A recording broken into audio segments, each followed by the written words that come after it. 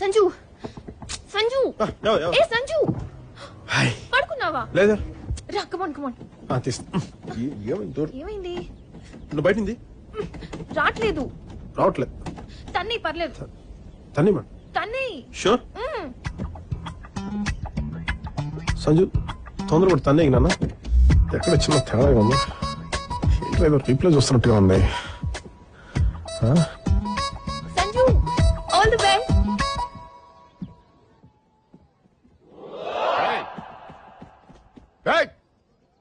Security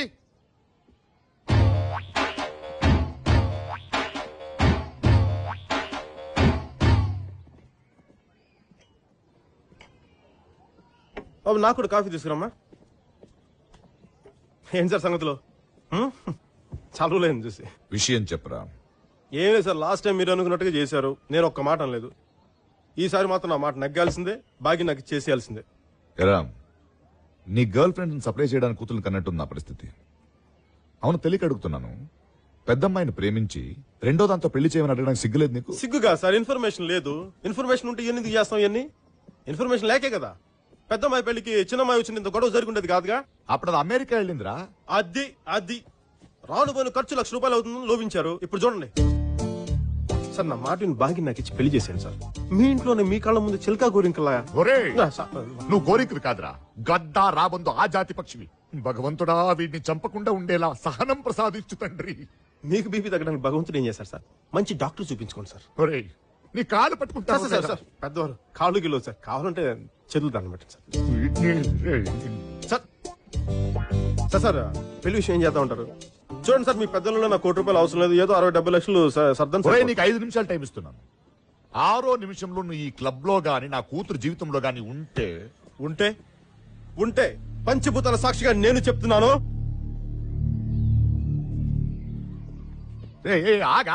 ఏంటా పంచభూతాలు?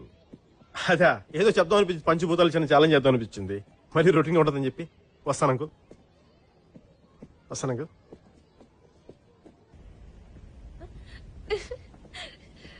Daddy ఏమన్నారు?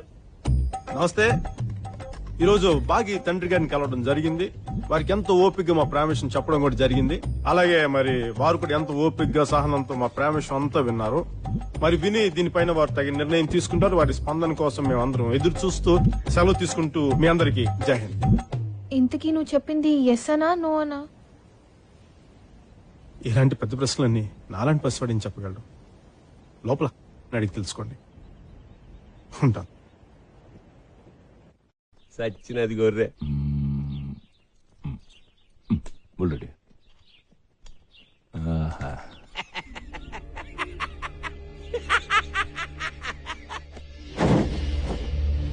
క్యాంటీన్ దగ్గరికి వెళ్దాం పోనే.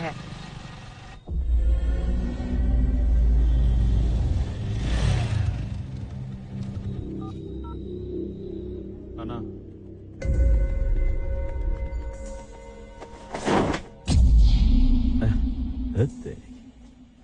చల్ కడిలేగా. ఓ కష్టపడి చేయబాక. ఎలా ఉన్నా పర్లేదు, తినేది నేను కాదు ఈడు.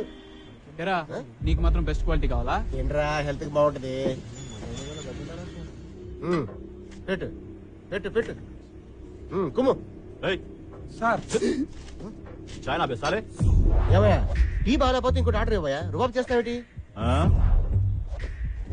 నువ్వేడి బే ఏంటి? చూడు బతుకులే మరో నాకు బోలునా చూడు పడబడి చాలా బయట బాయ్. గట్టిగా అరిస్తే ప్యాంట్ తడిసిపోద్ది. ఎందుకు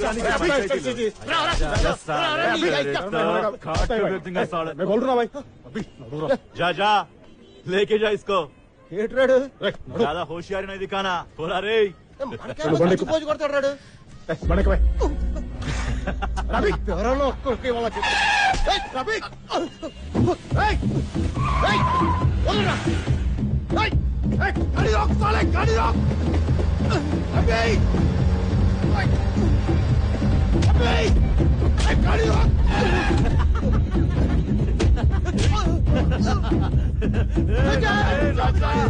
తలకాయ ఈరోజు పుస్తకాల్లాగా ఉంటుంది.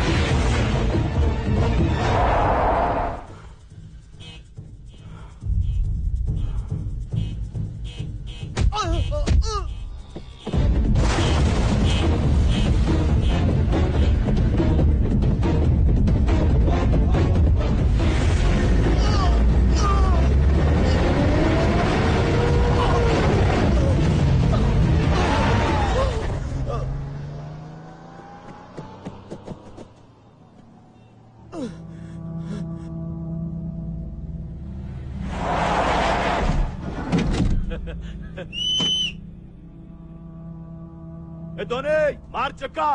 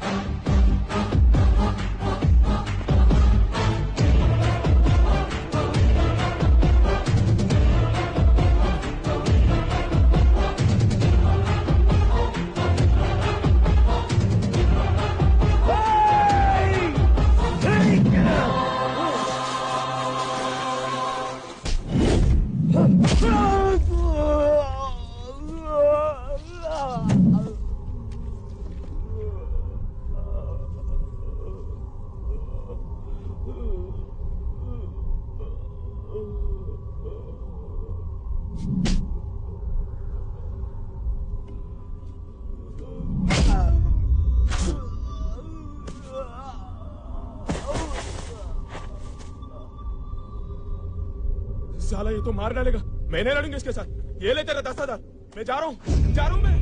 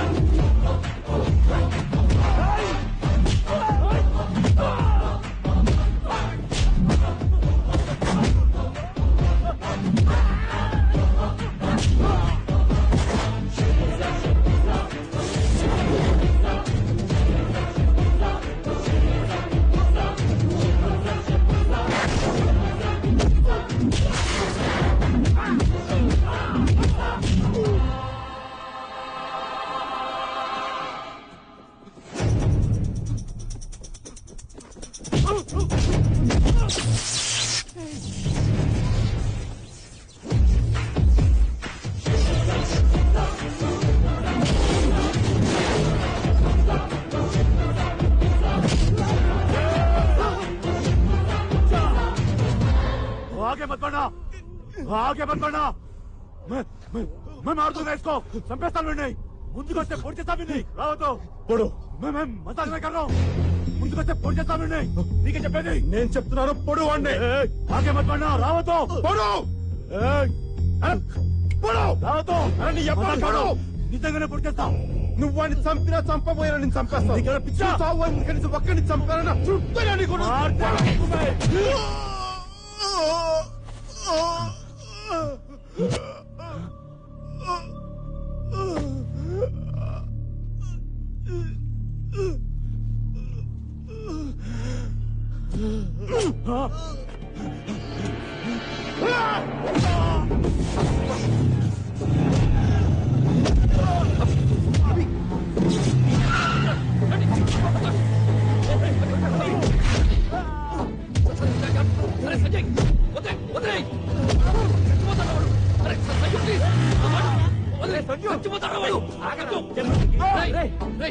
వాడు చచ్చిపోతే వాడి మనుషులు గుర్తుపెట్టుకుని మరీ చంపుతారా? నీకేంట్రా తాడు పక్కన లేనివాడి ఎలాగైనా బతుకుతావు రే? కానీ మేము ఇక్కడే బతకరా రే? మా కష్టాలు నీకేం తెలుసా? కష్టాలా? ఏం తెలుసు? కష్టాలా ఏంట్రా అన్నా? అవి కష్టాలరా? ఖరీదైన బైకులో తిరుగుతూ ఏసీ రూమ్ లో ఉంటూ వేల రూపాయలు గుడ్డలు డిజైనర్ గుడ్డలు వేసుకుని తిరుగుతూ రోజుకి 1000 రూపాయలు ఖర్చు పెట్టే నీకు కష్టాల గురించి మాట్లాడే హక్కు లేదు. కష్టాలు ఎలా ఉంటాయి, నిజ జీవితంలో కష్టాలు ఎలా ఉంటాయి నేను చెప్తాను, నువ్వు విను. ఈ రోజు నువ్వు స్కూల్కి వెళ్ళాలంటే 4 కిలోమీటర్లు, 4 కిలోమీటర్లు, రోజుకి 8 కిలోమీటర్లు నడవాలన్న సంగతి నీకు తెలుసా? నాకు తెలుసు. అన్నం అంటే జొన్న అన్నం తినాలని, వరన్నం 6 నెలలకి వండుకుంటారని, పరమాన్నం వండినప్పుడే పండుగ అంటారన్న విషయం నీకు తెలుసా? నాకు తెలుసు. ఆడుకోవాల్సిన పశు వయసులో సరైన వైద్యం అందుక బిడ్డలు చనిపోతారన్న విషయం నీకు తెలుసా? ఆకలేసి నేల వైపు, దాహం వేస్తే ఆకాశం వైపు చూసే మనుషులు ఇంకా బతుకున్నారు ఈ సమాజంలో. నువ్వు బతుకున్న ఈ సమాజం ఉన్నారని ఇంకా తెలుసా నీకు? తండ్రి చనిపోయిన 6 గంటలకి, తండ్రి చనిపోయిన 6 గంటలకి తల్లి చనిపోతే ఆ బాధ ఎలా ఉంటుందో ఎప్పుడైనా అనుభవించావా? నేను అనుభవించాను. కంటికి కనిపించిన ఏదో ఒక శక్తి కొన్ని టన్నుల పర్వతం భూమిలోకి తొక్కుతున్నట్టు నీకు ఎప్పుడైనా అనిపించిందా? వయసులో ఉండగానే బాధతో భుజాలు కుంగిపోవటం ఎప్పుడైనా అనుభవించావా? నువ్వెప్పుడైనా అనుభవించావా? మనకి సమాజంలో బతకడానికి మన దగ్గర ఉన్న పేరు, మన దగ్గర ఉన్న అధికారం, మన శక్తి ఏది సరిపోదు. ఈ జనం మధ్య బతకలే, దూరంగా పారిపోవాలి నీకు ఎప్పుడైనా అనిపించిందా? అడవి నీకు ఎప్పుడైనా అమ్మలా కనిపించిందా? తుపాకీ పట్టుకుని ధైర్యంగా ఉంటుంది నీకు ఎప్పుడైనా అనిపించిందా? బతకాలంటే ఇంకొకరిని చంపడం తప్ప మనం బతకలేమని అనిపించిందా? నాకు అనిపించింది. తుపాకీ పట్టాను, అడవిలోకి వెళ్ళాను, నక్సలైట్ అయ్యాను.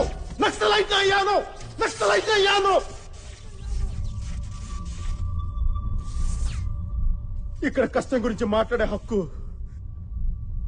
నాకు మాత్రమే ఉంది, నీకు లేదు. ఖచ్చితంగా నీకు లేదు.